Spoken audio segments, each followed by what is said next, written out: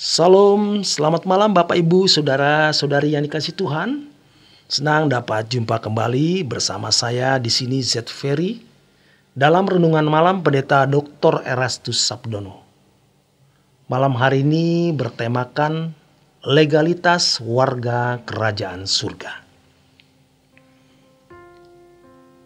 Kalau suatu saat Tuhan datang kembali, dunia kiamat atau kita meninggal dunia, baru kita menyadari pentingnya berwarga negara kerajaan surga. Sederhana saja, kalau kita pergi ke luar negeri, lalu paspor terselip entah di mana, kita pasti merasa panik. Karena tanpa identitas, kita akan mengalami kesulitan dan masalah. Terlebih lagi, betapa mengerikan keadaan seseorang yang tidak memiliki legalitas warga kerajaan surga. Hari ini orang tidak peduli dan cenderung meremehkan, serta tidak sungguh-sungguh mempersoalkan apakah dirinya warga negara kerajaan surga atau tidak. Karena hal ini dianggap tidak penting. Ini adalah penyesatan yang berhasil dilakukan oleh kuasa gelap kepada banyak orang yang prinsipnya, marilah kita makan dan minum sebab besok kita mati. Rasul Paulus mengatakan, kalau berdasar pertimbangan manusia, aku sudah melakukan banyak hal yang seperti dilakukan orang lain. Orang yang tidak menyadari bahwa manusia itu adalah makhluk kekal yang membutuhkan domisili kekal atau domisili abadi, pasti akan terbawa dengan suasana atau kebiasaan orang-orang di sekitarnya. Tuhan sangat peduli akan hal ini. Itulah sebabnya Yesus berkata di dalam Yohanes 14 ayat 1 sampai dengan 3, "Janganlah gelisah hatimu, percayalah kepada Allah, percayalah juga kepadaku."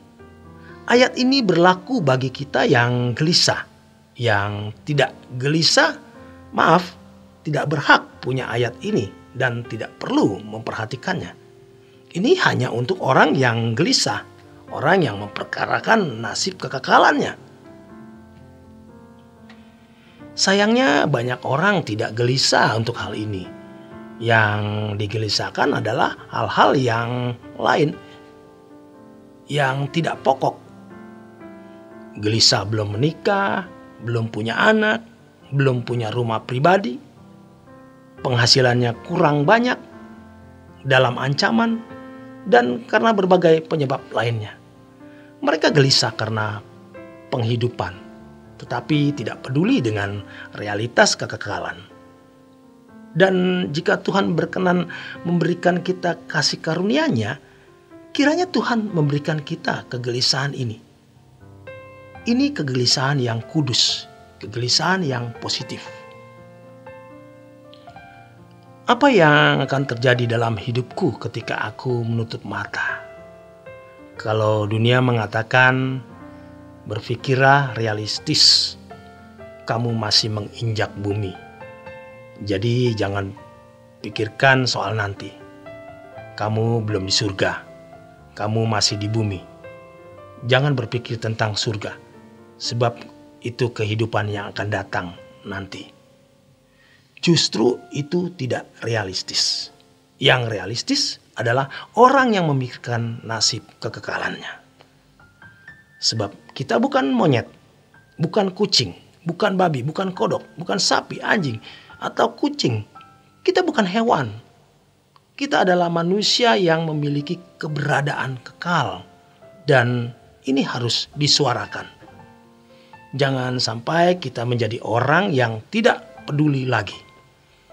Terutama mereka yang hidup nyaman, ekonominya baik, memiliki berbagai fasilitas, relasi dengan pejabat banyak, sehingga ia menjadi sombong sampai tidak memikirkan lagi kekekalan dan menganggap bahwa kekekalan itu hanya dipikirkan oleh orang-orang konyol yang tidak memiliki kesibukan hidup serta dianggap tidak wajar.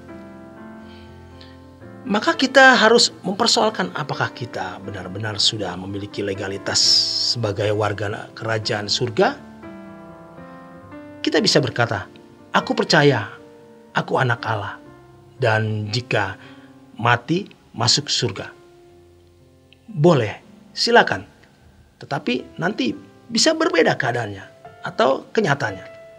Sebab di Alkitab ada orang-orang yang yakin dikenal Allah dan mengenal Allah.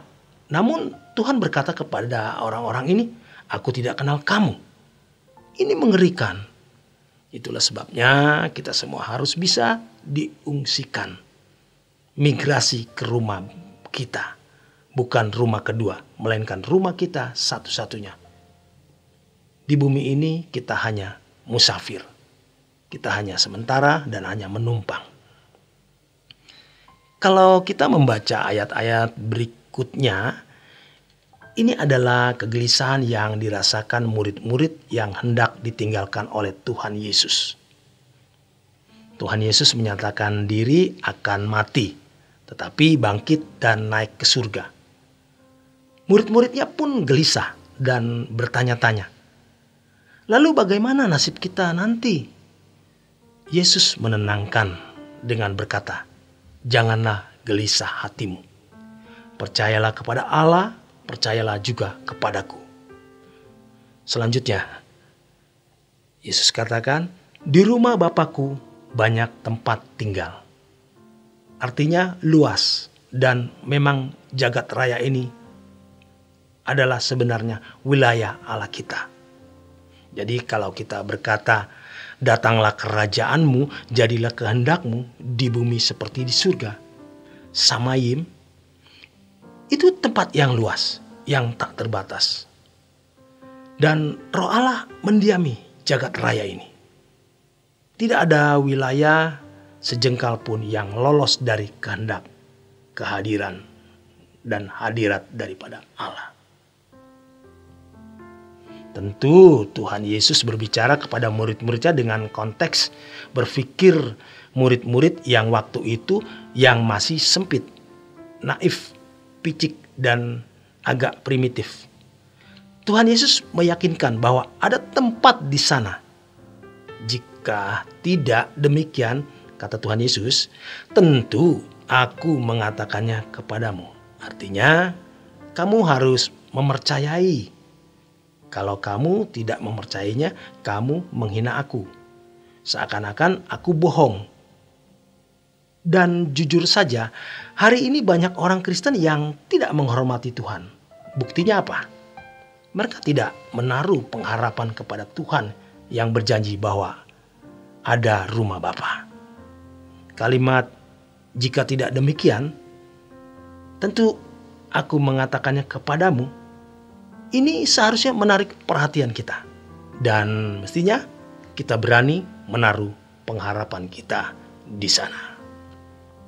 Demikian kebenaran firman Tuhan malam hari ini. Selamat berjuang, selamat beristirahat. Tuhan memberkati.